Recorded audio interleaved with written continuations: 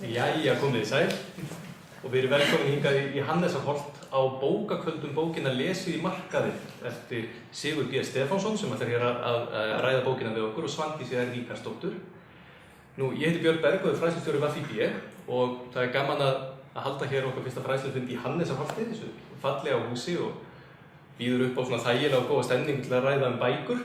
Við höfum haldið fjöldanallunar bókakvöldum en þetta er í fyrsta sinn sem við höfum bókarinnar með okkur. Og það var ekki hægt að sleppa því að ræða bókina Lesið í markaðinn sem er, og það verður kannski ekki mikið, ég ætla ekki að segja mikið mínar skoðanir akkurat á fullyrðingum eða akkurat svona innihaldi bókarinnar nema það að þetta er frábær bók og í rauninni alveg magnað að eiga svona bók á íslensku. Það var svona það sem ég hvað helst velti fyrir mér þegar ég laði hana frá mér að þetta er stór og mikil bók eins og þið sjáið hérna og þau ykkar sem eru í salnum geti líka nálgast henni hér að loknu bókakvöldinu hjá útgefendunum Primogíu en í þessari stóru bók er farið yfir sögu verðbréfaviðskipta og þeirra skoðana sem að fólk hefur haft á verðbréfaviðskiptum við eignastýringu og það er farið ansi langt aftur í tímann og fyrst og fremst lögð áhersla á Bandaríkjamarkaði en þar hafa flestar þessara hugmynda fæðst. Einnig verður rætt íslenska markaðinn en ég held að flestar umræður og flest viðtöl við Sigurð B. Stefánsson byrja á því að segja að það þurfi varla að kynna Sigurð B. Stefánsson en fyrir þá sem ekki vita hefur Sigurður verið einn af þeim mest áberandi og farsælustu aðilum í íslenskri eignastýringu núna í áratugi. Og hann hefur áður skrifað bók sem örugglega margir hérna inni hafa lesið sem heitir Hlutabréf og eignastýring og skrifað mikið og frætt Íslendinga mikið verðbréfaviðskipti. En í þessari bók þetta er ekki beint kennslubók, heldur skemmtilegur lestur, skemmtilegar sögur og mjög ítarlega farið í allskyns áhugaverðar kenningar, hvort sem að höfundar eru endilega sammála þessum kenningum en ekki. En fyrst langar mig að kannski byrja þetta spjall okkar Sigurður og hvet ykkur síðan svona til þess að taka þátt í spjallinu með okkur og koma með spurningar ef einhverjar vakna.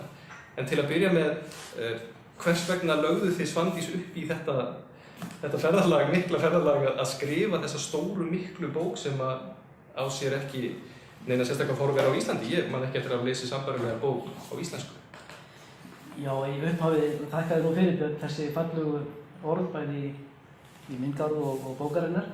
Mér langar rétt að taka fram að eins og Björn gat þá eru höfundarnir tveir en Svandís sem við mörg hér inni þekkjum nú mæta vel.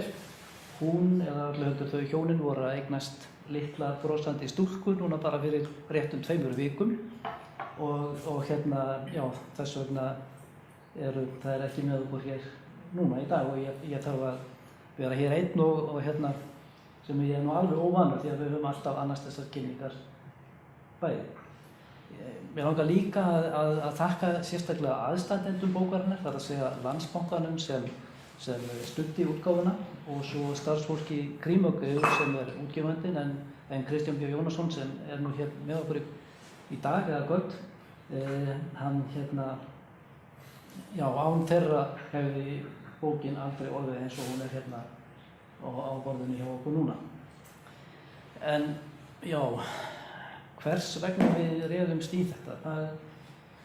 Forsagan er eiginlega svo að á árunum 2006 til 2009 þá vorum við Svandís sjóðstjórar hjá VÍB eða hjá Íslandssjóðum og við stýrðum Vogunarsjóði sem var fjármagnaður í íslenskum krónum en svo tókum við lán út á eigið fé sjóðsins í dollurum og fjárfestum og ávaxtuðum á erlendum markaði. Þessi ár voru nú afdrifaða ríki í fjármálasögunni 2006 og 2007 og inn á mitt árið í 2008 og svo munum við hvað tók við og svo inn á árið 2009 þegar markaðirnir tóku að ranka við sér aftur. Bara í stuttu máli, þetta er enda rakið í inngangi bókarinnar held ég og þannig ég er ekkert að fara í allt og miklum smáatriðum í þetta hérna en okkur sem sagt tókst giftusamlega að ávaxta fé eigandasjóðsins þennan tíma og við síðan vorið 2009 þá létum við af störfum hjá VÍB og og fórum til starfa hjá eigin fyrirtæki. Og svo þegar við litum aftur, þá spurðum við okkur hvers vegna gerðum við það sem við gerðum. Við fórum vissulega eftir merkjum, við lásum í markaðinn, þótt það heiti hefði nú alls ekki verið komið til á þeim tíma. Og við fórum eftir því sem við höfðum lært, en einhvern veginn við höfðum aldrei áður haft reynslu af því. Svo að það brann einhvern veginn á okkur að grafast fyrir hvernig þessar aðferðir hefðu til, hvers vegna fjárfestar og sjálfstjórar nota mismunandi aðferðir og svo framvegis. Og á þeim tíma, sumarið 2009, þá byrjum við að viða á okkur heimildum í þessa bók. En hún var síðan ekki skrifuð að mestu leyti fyrir henni á árunum eiginlega 2014, aðalega 14 og 15.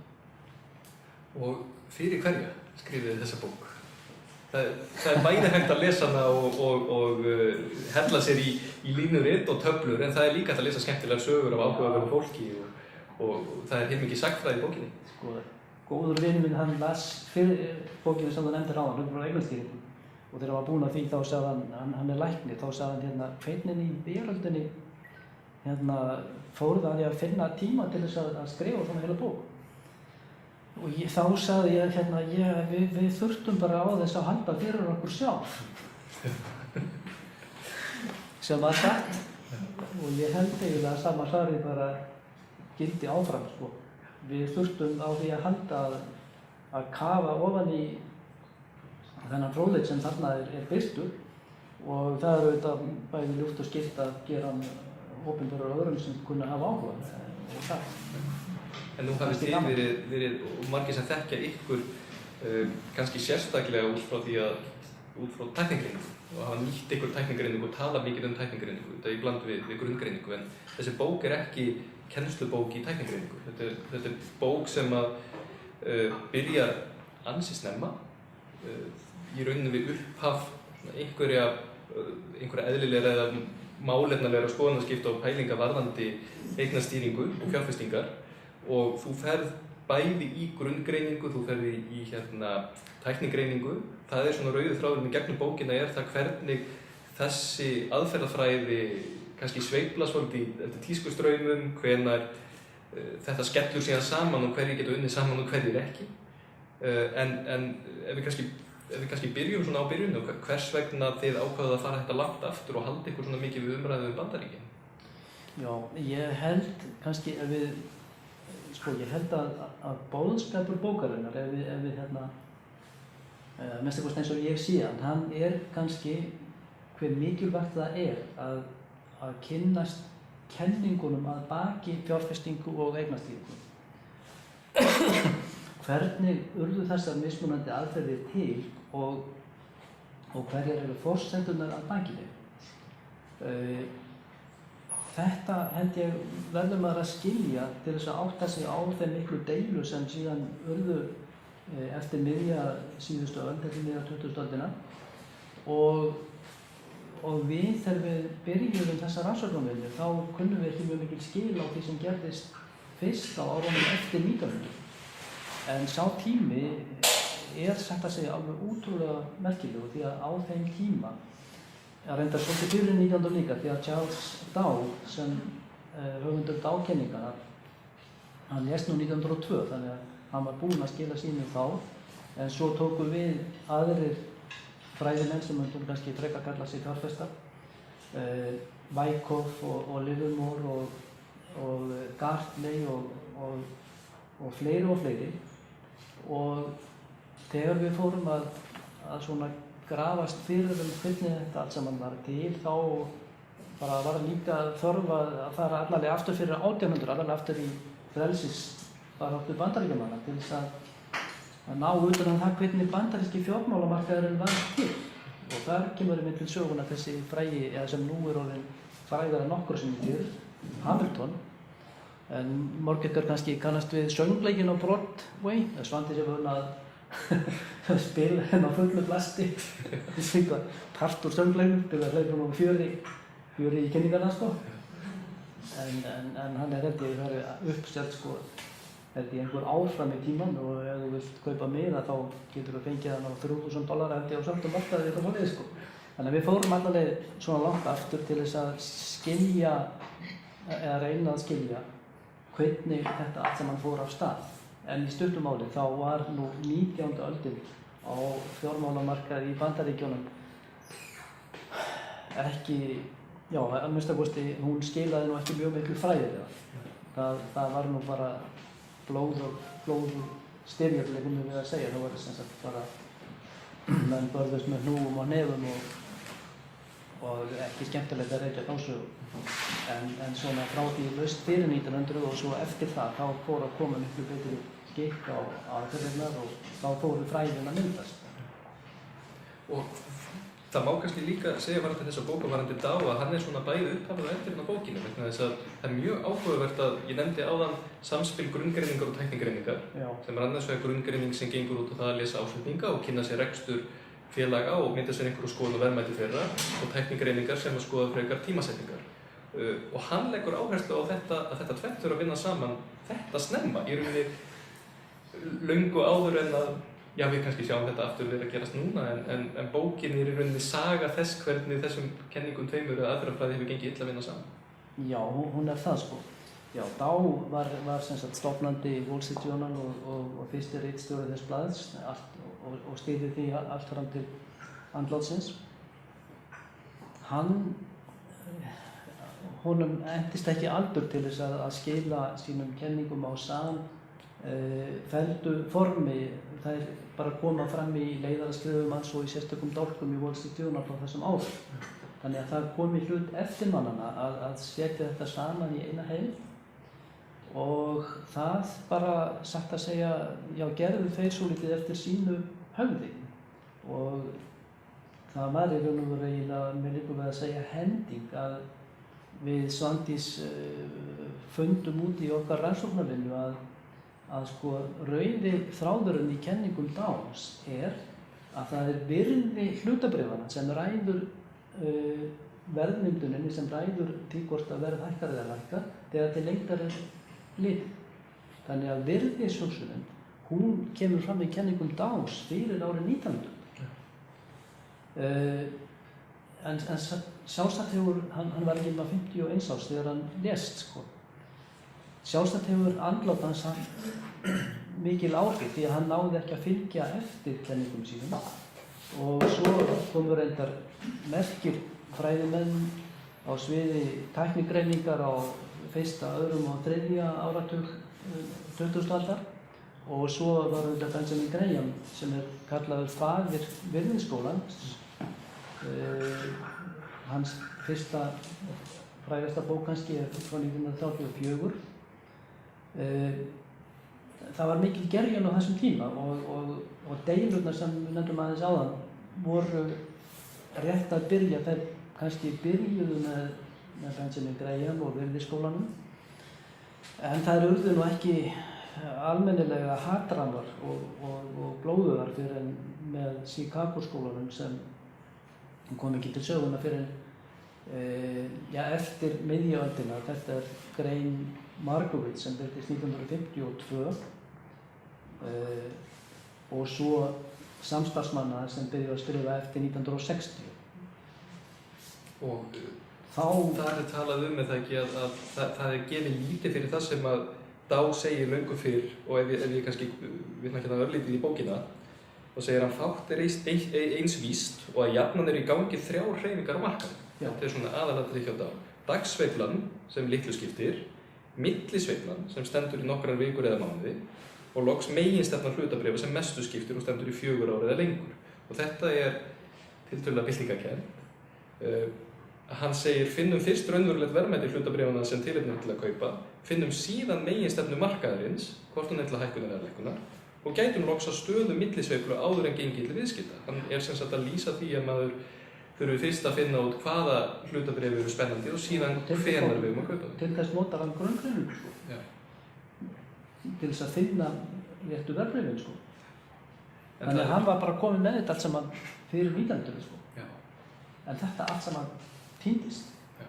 vegna þess að eftirmenn hans, því að þetta að vísu mín orð, minn skilningur og mín skoðun, eftirmenn hans settu fram hans kenningar með aðeins öðrum hætti. Þeir lögðu mjög mikla áherslu á þessar þrjár hreyfingar markaðsins sem allir í gangi í einu, sem er auðvitað rosalega merkilegt sko, og kannski tekur smá tíma að skilja það, en þetta samt þannig sko. En svo kemur Chicago-skólinn og segir að þetta sé í rauninni ekki svona, vegna þess að það eina sem á að stýra verði á markaði er í rauninni bara innra virði fyrirtækja, er í rauninni bara markaðsverðið, það er markaðsverðið og gefa mjög lítið fyrir það að það geti verið einhver stefna til skemmri tíma og sem er í algjörri andstöðu við það. Já, og meira en það sko, þeir þvertaka fyrir að það geti verið stefna til, vegna þess að kenningarnar helsta forsendan fyrir kenningum nýklassísku, þetta er sem sagt nýklassíska fjármálafræðin. Helsta kenningin að baki þeim er að markaðurinn sé skilvirkur og að breytingar hlutabréfaverðs fylgi random walks, fylgi sem sagt slæmbiröldi. Sem sagt þú þekkir lokaverðið í dag þegar markaðurinn er búið að loka, en þú hefur enga möguleika til að segja til það hvort að verðið á morgun verður hærra eða lægra. Og já. Þannig með öðrum orðum að þessi kenning þýðir að tæknigreining ætti ekki að virka. Hún er bara ekki til. Sko. Hún er ekki til í þessu. Grundvöllur hennar er brostin vegna þess að hún byggist á því að hlutabréf eða bara verðbréf, það er saman hvort það er hlutabréf eða skuldabréf á markaði, hafi stefnu. Það er að segja að þau séu annaðhvort hækkandi hríð eða lækkandi hríð eða verði bara færist út á hlið, það er að segja að það sveiflast innan mjórra banda dögum saman eða jafnvel vikum saman. En ég meina, já, það er náttúrulega komið síðan ungi prófessorar sem þú kannski kemur á eftir sem afsöluðu þetta vísindalega og tölfræðilega nokkru síðar. Já. En það nægir okkur öllum bara að líta á hvaða kort af hlutabréfum eða skuldabréfum sem og við sjáum alveg að það eru sveiflur í gangi. Það er bara eðli verðbréfa á markaði að verð þeirra gengur í sveiflum. Og það er mjög skemmtilegu kafli akkurat þetta þegar þessir ungu fræðimenn eru þarna að birta sínar niðurstöður sem eru mjög afgerandi. Já. Og það fæst ekki málefnalega umræða þennan punkt vegna þess að þetta getur ekki verið satt. Þar með bara umræðinni lokið. En þú varst að nefna Benjamin Graham og það er mjög skemmtilegt sem hann segir einmitt þessa kenningu skilvirkan markað og stendur í bókinni. Það eru kannski sumir hérna sem að hafa fyrst með bókakvöldunum okkar áður sem að munna til að við ræddum bók eftir Benjamin Graham núna fyrir hálfu ári eða rúmlega eitthvað í kringu jólin sem að heitir The Intelligent Investor. En hann, svo ég gríp niður í bókina, var einstaklega ósáttur við kenningar Chicago-manna, rétt eins og hérna í síðanefndu voru ósáttur við kenningar Grahams sem hann persónu gerði í herra markaði, sem er þessi skemmtilega típa sem við lesum í Intelligent Investor og Warren Buffett hefur sagt að sé akkurat sá sem að vil alltaf eiga viðskipti, því að hann vil alltaf selja allt svo ódýrt og kaupa allt á svo háa verði. Árið 1974 lýsti Graham kenningunni skilvirkan markað með sinni þurra húmor. Kenningin gæti haft heilmikil praktísk áhrif ef hún væri einhvers staðar í grennd við raunveruleikann. Þannig að þarna heyrir maður líka á hvernig merkilegir og fræðimenn eru ekki bara ósammála heldur þetta svolítið ljótur tónn. Og í rauninni merkilegt að algjört grundvallaratriði í eignastýringu skuli vera svona umdeilt. Það er mjög merkilegt sko. Graham er alveg umhugsunarlaust einn allra merkasti fræðimaðurinn eignastýringar á síðustu öld. En sko núna erum við búin aðeins að skauta létt yfir nýklassísku fjármálafræðina og tala frekar svona í neikvæðum dúrum Chicago-skólann. Það má ekki misskilast á þann veg að það hafi ekki verið merkilegur kafli í sögunni sko. Sá kafli hófst með þessari grein Harris Markowitz frá 1952 þar sem hann slær fram þeirri hugmynd sem myndi segja kenningu að lýsa megi áhættu verðbréfa með staðalframvingi ávöxtunar. Það að segja bara sveifluna segja til áhættuna. Sko þetta auðvitað tvær snið, stærðfræðilega og tölfræðilega og upp úr þessu eða ofan á þessa grunnhugmynd voru síðan beygð öll líkön þeirra Chicago-manna sem síðan kallað nýklassíska fjármálafræði. En Markowitz sjálfur, hann var bara hreinn stærðfræðingur, hann var alveg kornungur, bara rétt rúmlega 20 og mér veitanlega hafði allavega þá aldrei keypt hlutabréf. Hann bara datt niður á þess að hann satt bara á biðstofunum og var að biðja eftir prósentum sínum og hitti þá verðbréfamiðlara. Þessi sagði líka bókinni. Og þeir tóku bara spjall saman og hann var þá ekki búinn að ákveða hvað hann ætlaði að rannsaka í doktorsritgerðinni. Verðbréfamiðlarinn sagði, akkur ferði ekki í að rannsaka samband verðbréfa í safni.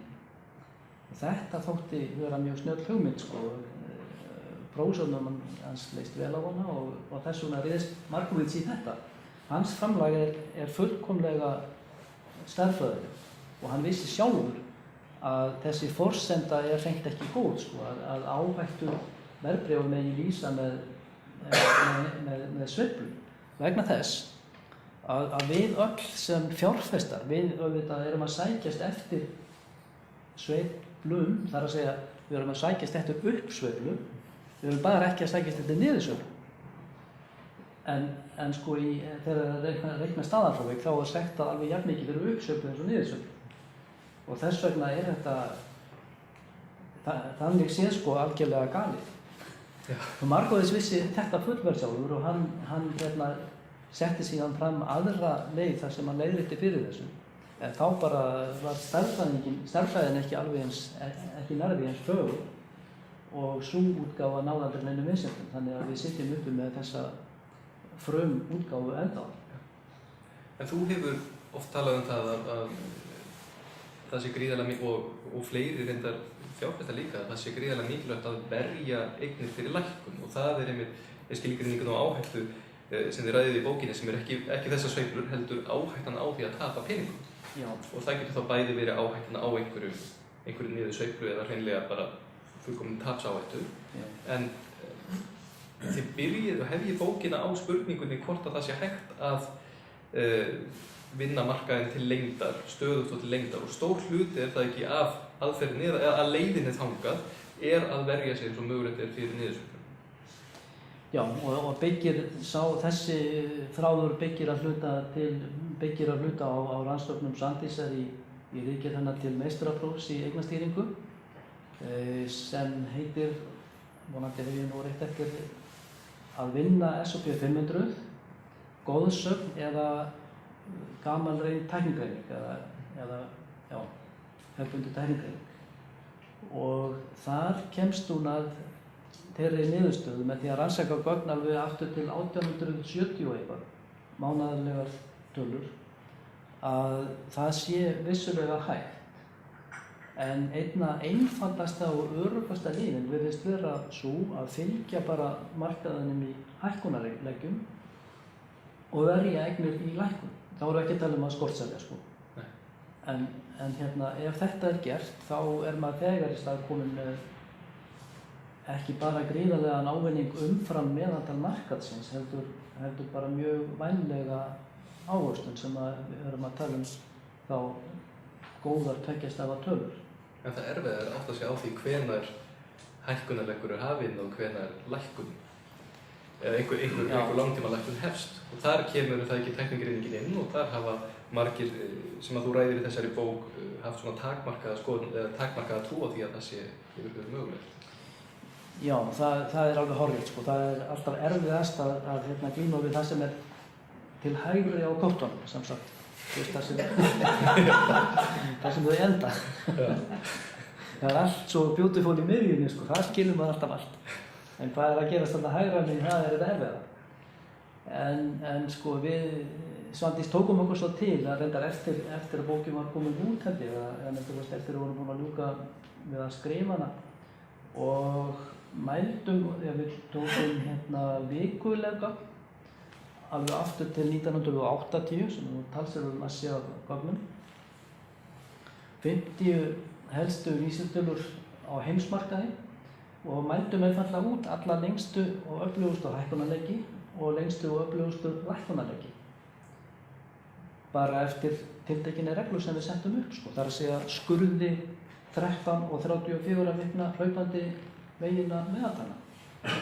Það er auðvitað ekkert eina leiðin til þess að skilgreina hækkunarleik og lækkunarleik en það er minnsta kosti alveg staðreynd að meira þess að sú einfalda regla skilar árangri langt umfram það að bara fljóta með markaðunum með buy and hold. Já, og fyrir þá sem kannski kannast ekki við eða ekki tæknigreiningu, þá byggir hún ofta á þessari aðferðafræði að þarna gefur kortið eða línur yfir það sem er að gerast á markaðnum, gefur þeim merki það að það er allavega rökstutt að nú sé komið að því að kaupa eða selja vegna þess að þarna við einhver merki verið gefin og þú ert þá í rauninni ekki að segja, þú ert ekki að vera svona vitur eftir á, þú ert í rauninni að segja að það hefði þá verið hægt að sjá eftir það að einhver línur eru að skerast, þá er ákveðið að selja og svo þegar þau skerast með öðrum hættu, þá er keypt. Já, þetta er það sem við Svandís notuðum á árunum 2007 og 2008 sko. Við kunnum það, en við kannski skildum ekki alveg rétt. Nei, hvernig af hverju við gerðum það? Já. Nú en svo rætt í bókinni þessa buy and hold strategíu, eða kaupa og halda. Já. Og það hefur líka verið mikið deilt það og þá kemur inn, til dæmis talað Vanguard og bókum sem hefur nú tjáð sig mikið þetta. Og það er kannski gætir smá minnskilning líka varðandi það að kaupa og halda vegna þess að það stundum hljómar þetta eins og að það sé eingöngu talað það að kaupa algjörlega án tillits til þess hvert verðmæti á markaðnum eða til tímasetninga en líka þessi haldið algjörlega í eilíðan og svona meira þess að talar oft Warren Buffett og kannski misskilinn þá, hann segist vera að kaupa fyrirtæki með það að markmiðið að eiga þau að eilífu en það þýðir ekki að hann sé ekki tilbúinn að selja ef ástæða ekki til. En hvers vegna hefur verið deilt þessa aðferðafræði að kaupa og halda? Hún held ég kom bara alls ekki til. Það datt bara ekki nokkrum manni það í hug að kaupa og halda fyrr en með kenningum nýklassísku fjármálafræðinnar. Þar sem það sko girt fyrir að markaðurinn geti haft stefnu og ef að markaðurinn hefur ekki stefnu heldur bara hækkar að meðaltali, þú veist, ef þú mælir yfir 200 ára þá hækkar hann kannski eitthvað í kringum 9%. En annar af höfundum bókarinnar segir nú að fáir fjárfestar náu nú 200 ára aldrei sko. Ekki ég sko, það hinn höfundurinn sem segir þetta. Já, þetta er hugsunin að baki, forsendana baki nýklassísku hagfræðinni, fjármálafræðinni. Það er sem sagt að meðaltali nokkura prósenta hækkun á ári og svo bara sveiflur umhverfis þá hækkun. Þetta kom ekki bara til fyrir en eftir 1960. Fyrir þann tíma þá litu menn þannig á að markaðurinn hefði stefnu og fylgdu bara stefnunni í hækkun og seldu svo og keyptu aftur næst þegar þeir sáu möguleika á hækkun eða þá skortseldu í lækkun. Undantekningin er þarna Benjamin Graham og lærisveinar hans. En þeir mældu samsagt innra verðmæti hlutabréfa og þegar þeir fundu að markaðsverðið, skráðverðamarkaðið var komið langt niður fyrir það sem þeir töldu vera innra verðmæti sem bara... Geta þeir alltaf greiða arð í framtíðina? Já, discounted cash flow. Þegar markaðsverðið var komið langt niður fyrir það þegar Mr. Market bankaði á dyrnar og bauð þér hlutabréf á 50% af innra verðmæti, þá vill hann kaupa sko. En hann fór raunar flatt á þessum kenningum sínum í hruninu sem hófst 1929 vegna þess að hann varði ekki eignir, hann trúði ekki á stefnumarkaðsins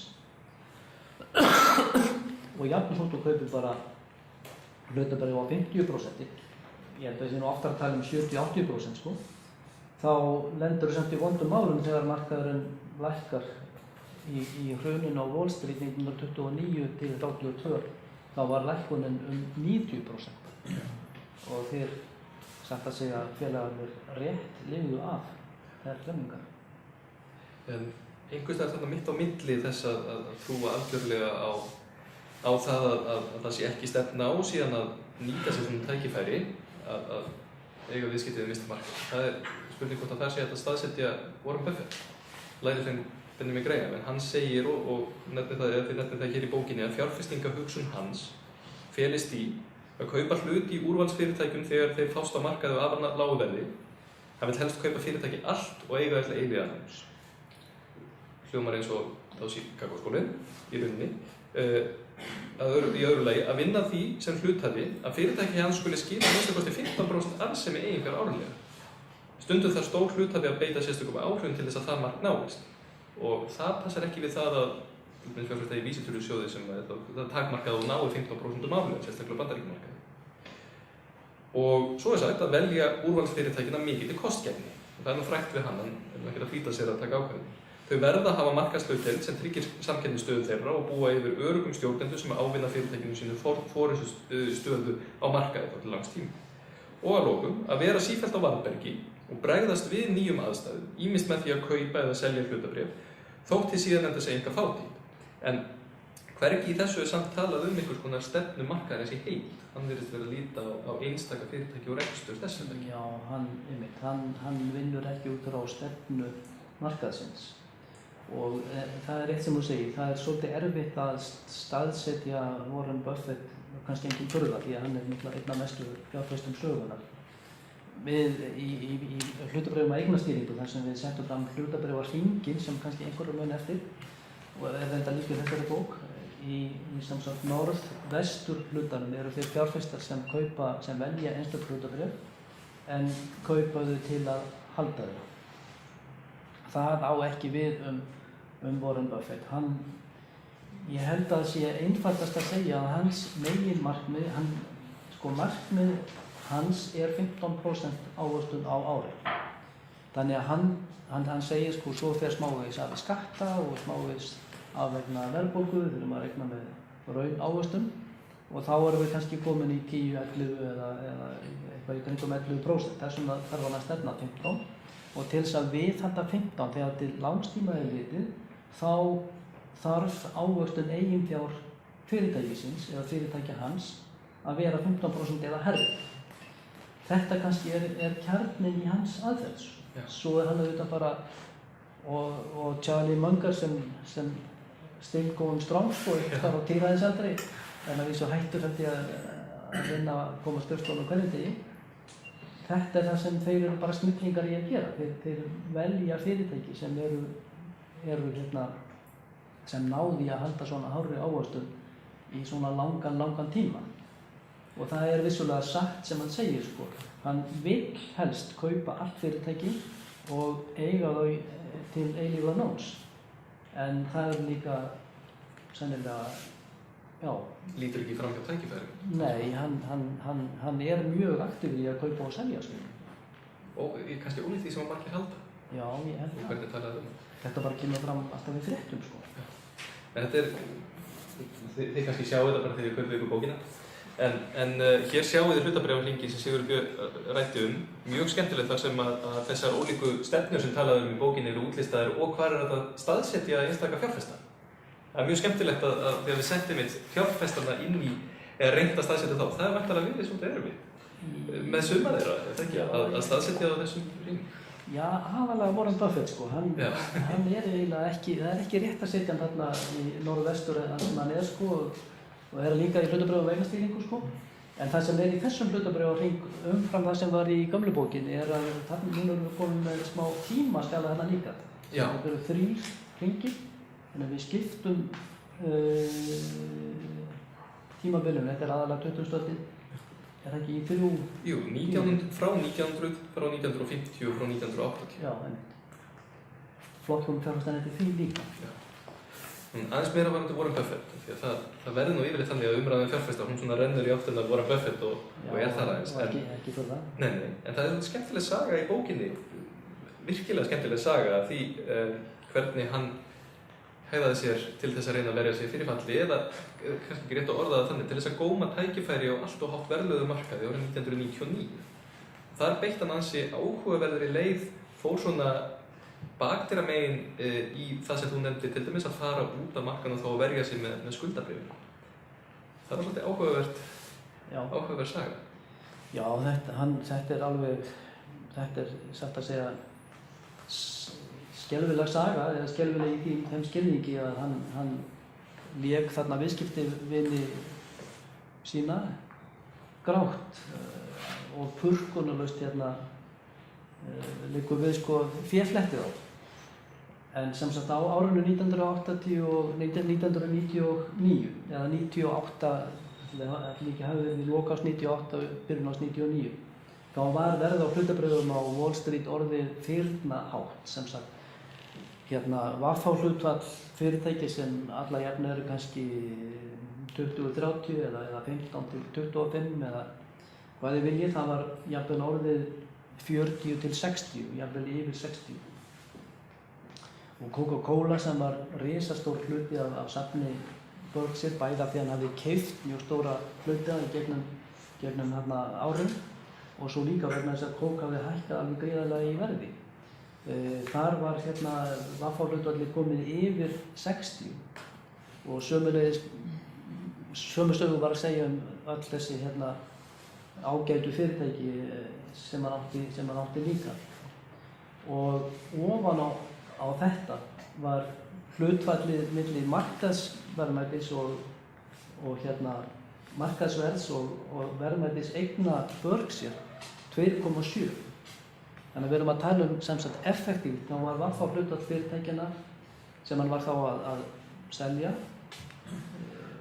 milli 160 og 170. Hann var svo stór að hann gat ekki farið út á markaðinn og selt Coke, því að það hefði leið og hann stígur eitthvað skref þá hristist markaðurinn. Hann Berkshire og við meira sér á þeim tíma var alveg það stór. Þannig að það sem hann gerði var að hann bara hringdi í forstjóra risastórs tryggingafélags og bauð honum hlutabréfaskipti, þannig að hann fengi öll hlutabréfin í tryggingafélaginu og hluthafar tryggingafélagsins fengju hlutabréfi í Berkshire í staðinn með 25% afslætti Hvernig var þetta verðið þá? Já, hann í rauninni yfirtekur hlutabréf tryggingafélagsins á 25% yfirverði og afhendir bréf í Berkshire á móti. Já, þannig var það. Hann bauð þeim 280 en markaðsverðið var 220. Já, eitthvað svona. Hann bauð eitthvað í kringum 20% hærra verð og það hljómaði alveg eins og kostakjör. En það sem hann var í raun og veru að gera, og það þurfti sem sagt tengdadóttur hans, Mary Buffett, til þess að skýra þetta út fyrir venjulegu fólki nokkrum árum síðar, en hún skrifaði bókina Buffettology sem hefur komið út í 2 útgáfum ásamt stærðfræðingi sem hefur skrifað þetta með henni. Hún skýrði út hvað það var sem hann var að gera. Hann var bara að selja hlutabréf fyrir skuldabréf. Það var bara að losa sig við hlutabréf sem effektíft voru með VF-hlutfall 160-70 og fá bara ríkisskuldabréf í staðinn. Og þetta tryggingafélag hélt á $19 milljörðum ríkisskuldabréf sem hann fékk það bara þarna á besta tíma til að verja sig. Já, þannig að hann Og selur svo þessi skuldabréf svona þegar hann fer að sjá tækifæri og kaupi hlutabréfi? Já, svo kemur mars 2000 þegar hlutabréfin byrja að lækka og það eru 36 mánuðir þangað til í mars 2003 þegar þau byrja að hækka aftur. Og að meðan þarna hægt og rólega þá bara breytir hann þessum ríkisskuldabréfum aftur í hlutabréf á langtum lægra verði heldur en sem svarar því sem hann keypti. Þannig að hann auðvitað snillingur en hann var ekki að hlífa hluthöfum tryggingafélagsins. Nei, akkurat. Og ég ætlaði að kanna hvort að það væri spurningar til Sigurðar hérna á salnum. Þá endilega bara. Það fullt af spurningum. Það ekki? Má ég byrja? Endilega. Þú sagðir í upphafi málsins að þið hefðu stýrt sjóði hérna 2007, 6, 7, 8 og þið hefðu lesið sem sagt í markaðinn. Já. Og mér langaði kannski að biðja að fara með okkur frá sem sagt vinstri hliðinni, hvernig þið lásuð í hann og svo þú ert í stöði að færa þig yfir á heitasvæði hægra megin og hvernig þú lest stöðuna núna. Já, þetta eiginlega hægra megin Já, hægra megin. Já. Já, sko við áttuðum okkur á því strax haustið 2008. Hlutabréf í Kína voru búin að 4,5-faldast á það bil 2 árum til haustsins 2007. Býttu þú sagðir haustið 2008, var það ekki eitthvað fyrir sem á... Ég sagði við vorum þegar haustið 2007 búin að átta okkur á því að það var eitthvað óvenjulegt að byrja að gerast. Sko, já, heilu ári fyrir sjálft hrunið. Sko. Og við sáum alveg þennan hlutabréf í Kína ná algjörum toppi og byrja svo að lækka mjög hratt. Það sem gerðist síðan í kjölfarið, eitt af því sem við höfum lært, var að maður kaupir ekki hlutabréf sem nema að það sé að hækka. Maður kaupir ekki hlutabréf sem er að lækka í verði. Vegna þess að eignamyndun, uppbygging í eignastýringu byggist á því að hlutabréfin eða skuldabréfin hækki í verði. Og ef þau lækka í verði þá bara er maður að tapa peningum. Og það sem byrjaði að gerast haustið 2007 var að það voru bara öll hlutabréf þau hættu að hækka og byrjuðu aðeins að lækka. Þannig á erlendamarkaðinu þar sem við vorum að vinna fyrir lánsfé, þar hættum við bara að finna nokkur hlutabréf sem voru að hækka í verði. Þess vegna fórum við hægt og hægt út af þeim markaði og vorum komin í skuldabréfi á Bandaríkjamarkaði. Svo komum við þessi merki sem við varum að lýsa áðan. Við getum alveg tala bara skurðin á 13 vikna og 34 vikna hlaupandi meðaltölum. Sko. Það má nota önnur en þetta jafn sterkt eins og hvað annað.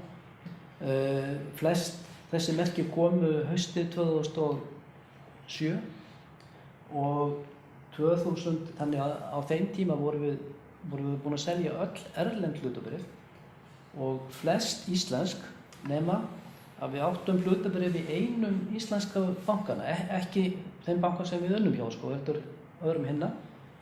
Og það seldum við ekki fyrir í febrúar 2008.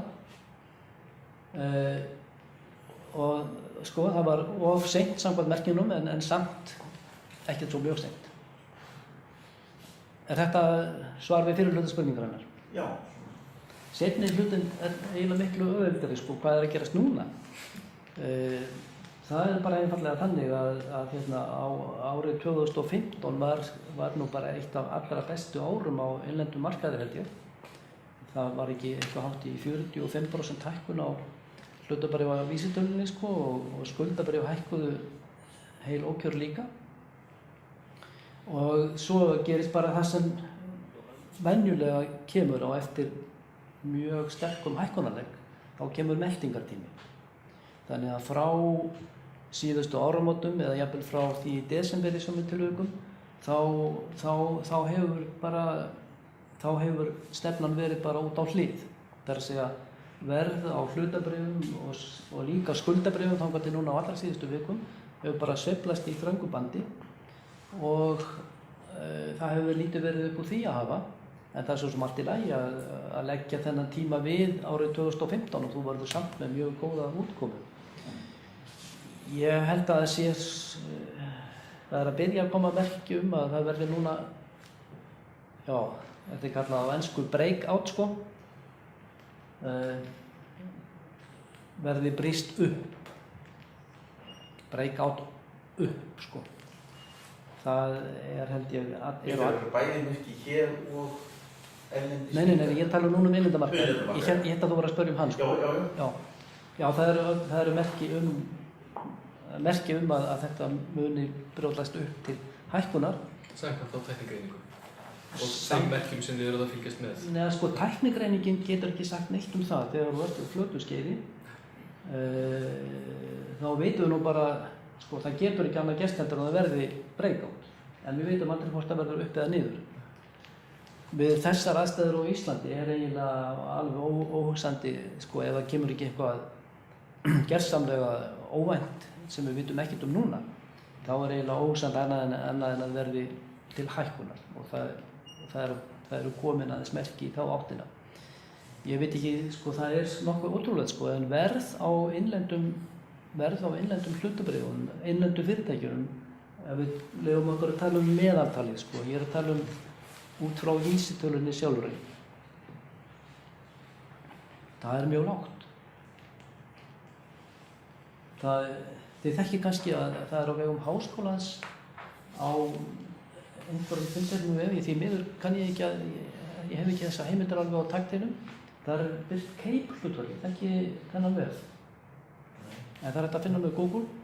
Þar sést að Vaffa hlutfalli eða Cape hlutfalli, ég held að sé jafnvel bara komið niður fyrir 10. Svo það áhugavert varðandi að því þú ert að segja ódýrt og dýrt. Já. Það líka umræða bókin.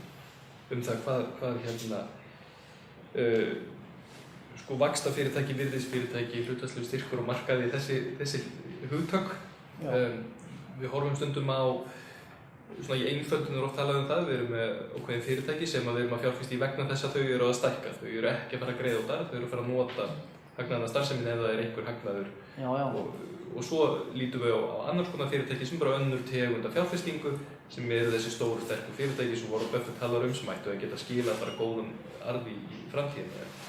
En í bókinni talið þið svolítið þennan mun á vaxtarfyrirtæki og virðisfyrirtæki og hvort að þetta sé góð skilgreining. Já, sko, það að segja hvort fyrirtæki greiðir arðinn út skiptir venjulega fjárfesta ekki miklu máli. Það vísur til fjárfesta sem fjárfesta til þess að hirða arðinn, sko, en það ekki áhugavert í mínum augum, sko. Það eina sem skiptir máli er vöxtur hagnaðarins. Hagnaðurinn þarf að vera góður og vaxandi. Það að segja þessi 15%, þetta 15% markmið Warren Buffett byggist á því að hagnaðurinn aukist ár frá ári að meðaltali 15% eða meira. Það skiptir máli. Þannig að þessi skilgreining á fyrirtækjum í virðisfyrirtæki sem stundum eru bara til dæmis hjá Morningstar, sko, eru bara skilgreind sem fyrirtæki með lágt Vaffa-hlutfall og vaxtarfyrirtæki eru þau sem eru með hátt Vaffa-hlutfall eða hátt price to book og lágt price to book. Þetta bara óskiljanlegt, sko, og alveg gagnslaust. Það að segja það sem skiptir máli er vöxtur hagnaðarins en ekki hvort að verðið á markaði hátt eða lágt. Stundum tekin þessi samlíking, ef þú ert að byggja upp körfuboltalið, mundur þú þá pikka upp alla ódýrustu mennin á markaðnum? Væntanlega ekki. Nei, þú reynir að kaupa þessa dýrustu og bestu. Það nákvæmlega eins með hlutabréf, sko. Þau eru dýr vegna þess að fyrirtækin eru öflug og margir fjárfestar vilja eignast hlut og þess vegna halda þau áfram að hækka. En hefur slíkur hugsunarháttur samt ekki verið hættulegur til dæmis þessum aðilum sem keyptu Berkshire Hathaway á þessum tíma í skiptum fyrir hlutabréfin sínu tryggingafélagi og þeim sem héldu á gríðarlega háttu verðuðum hlutabréfum í netbólunni og svo framvegis? Jú, mitt, sko, ég verð heldur ekki ræða meira þessi viðskipti Buffett, sko, því að það svona jaðrar við að þau séu ekki þetta þau lítur upp á fælinu breytum. Hann var að selja hlutabréf á 4-földu yfirverð. Já, ok, svo bauð hann 25% herra verð, þannig að við getum sagt allavega þreifalt. Þannig að þau eru í rauninni ekki dýr, þau voru ósanngjarn verðlag. Þau voru hræðilega, þau viðskipti, sko. Að öðru leyti þá snýst þetta að greina stefnu markaðsins. Og þegar hún fer að snúast, hún snýst mjög sjaldan svona á einni nóttu. Og í stóru bólunum þá gerist þetta á mörgum mánuðum. Til dæmis í mars 2000 sem oft sagt það var þá sem snúningur á markaðnum var. En merkin komu ljós kannski hálfa ári fyrir. Ég nefndi að í rekstri Vogarasjóðsins þá vorum við byrjuð að sjá, þótt við hefðum litla reynslu, það að segja við höfðum litla reynslu en við sáum samt merkin að eitthvað væri að byrja að gerast. Við náttúrulega áttum alls ekki von á því sem síðan gerðist. en við sáum samt að eitthvað var að gerast og byrjuðum að vara okkur á því. Svo að hækkunarleikirnir eru fínir, það verður bara að koma sér út áður en að eitthvað drastiskt gerist. Já. Og sko, aðeins til viðbótar með Warren Buffett, því að það er svo erfitt að staðsetja hann í svona aðferðafræðinni, sko. Eitt af því sem fylgdi nýklassísku fjármálafræðinni er þessi hlutfallslega viðmið, relative return. Þannig að menn eru bara mjög glaðir ef þeir eru 2% hærri heldur en úrvalsvísitalan eða S&P 500 eða hvað það er, sko. Og svo verður kannski 10% lækkun eitt árið og ef að lækkurinn hjá þér er 7%, þá þykist þú vera bara ánægður, sko. En þessi hugsun bara var ekki til fyrir en þarna eftir 1960, sko. Relative return kom bara inn með þessari hugsun buy and hold og að annað væri ekki hægt vegna þess að markaðurinn hefði aldrei stefnu og þú getur þessum aldrei sagt til hvernig verða á hlutabréfum þróast. Og Warren Buffett hefur aldrei fylgt þessari kenningu, sko, en það er hans fræði frá því vel fyrir 1960 eða 70. Hann er með absolute return, með að hreina ávöxtun, hrein 15% sem er reyndar ansi hátt, sko, en ég meina aðrir geta sett 7% eða 8% eða 10 eða 12. Og sem sagt við Svandís höfum oft miðað við svona 10 til 12, þá erum við að tala tvöfaldartíma á svona 5 til 7 árum og það er eitthvað sem venjulega er hægt að ná þegar, að minnsta kosti þegar til lengdar er litið. Og það fer svona að vera tiltölulega stutt eftir hjá okkur. Ég veit ekki hvort það væri spurningarlokum til Sigurður og Samur. Já. Myndirðu segja að það væri í rauninni, sko, því að það væri í rauninni gegnum bókina þrjár kernir, að það er, sko, nýklassíska kenningin, grunnkenningin og svo tæknigreiningin, því að þið veitin Charles Munger var ekki í tengslu við kaupverðið á Washington Post að það myndi þakka nýklassísku kenningunni sömuleyti árangur sem að markaðurinn var að verðmeta fyrirtæki langt yfir innræðið, eða var það Washington Post, það var það eitthvað dagbók þegar kaupa hætti 20% innræðið að því við talum sko tæknigreining og grunngreining fari í sikur áttina en þetta sé rauninni þrjár að nýklassíska kenningin sé rauninni á öndrum með við bæði tækni og grunngreiningu. Jú, þetta er alveg rétt, sko. Aðeins til einföldunar þá hefum við greint þessa helstu skóla í eignastýringu og fjárfestingu í 2 þætti, sem sagt í grunngreiningu og tæknigreiningu og litið síðan á nýklassíska skólan sem hluta af grunngreiningunni. Þetta er kannski aðeins undirlegt og kannski ætti hann að vera bara alveg sér á báti. En sko þegar þeir gengu lengst þá í þeirra ýtrustu kenningum þá segja þeir bara vegna þess að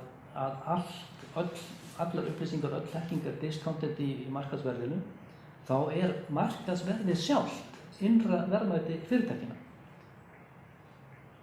Sko sem er náttúrulega, það er himinn og haf á milli þeirrar hugsunar og hugsunar virðisskólans. Ég held að sé það sem þú ert að vísa í það ekki, ég man nú ekki alveg lengur töluða, sko, en sko í þessu fyrirtæki Washington Post þá var innra verðmætið eins og þeir reiknuðu, Munger og Buffett, langtum hærra heldur en markaðsverðmætið. Jafnvel þótt að samkvæmt nýklassíska skólanum þá væri markaðsverðmætis jafngilt innra verðmæti. Og þess vegna þökkuðu þeir, hvernig ég hafði sagt á þessu bókinni, sko, þeir þökkuðu þessum sem vissi ekki betur, sko. Já. Akkurat. Ég held að þetta þurfa að vera lokaorðin og ég þakka þér Sigurður kærlega fyrir Og Takk til fyrir það hamingju með sömuleiðis. bókina og þú skilar hamingjuóskum til Svandísar frá okkur líka. Ég lofa að gera það. Þetta er bókin Lesið í markaðinn til Svandísi Ríkharðsdóttur og Sigurð B. Stefánsson og ég hvet ykkur til þess að lesa þessa bók og hún er fyrir ansi marga vegna þess að það er, eins og ég nefndi í upphafi, það er hægt að lesa hana alla í gegn og vita bara allt sögu og eignastýringarnar. Það er líka hægt að fletta upp í skemmtilegum sögum og það er hægt að nota þessum uppflettilegir til þess að kynna sér hennar ýmsu aðferðar, kenningar og líka sérstök og áhugaverð tímabil í sögu verðbréfamarkaðar. Vegna þess að í bókinni eru fjölmörg áhugaverð línuritt sem sýna svona í hvað var að stefna, hvernig leystist úr þessu öllu og hvort að til dæmis aðferðir tæknigreiningarnar hefðu verið brúklegar á þeim tíma. En ég þakka ykkur öllum fyrir að koma og þeim sem fylgdust með okkur og verið velkomin aftur á fræðslufundi á því.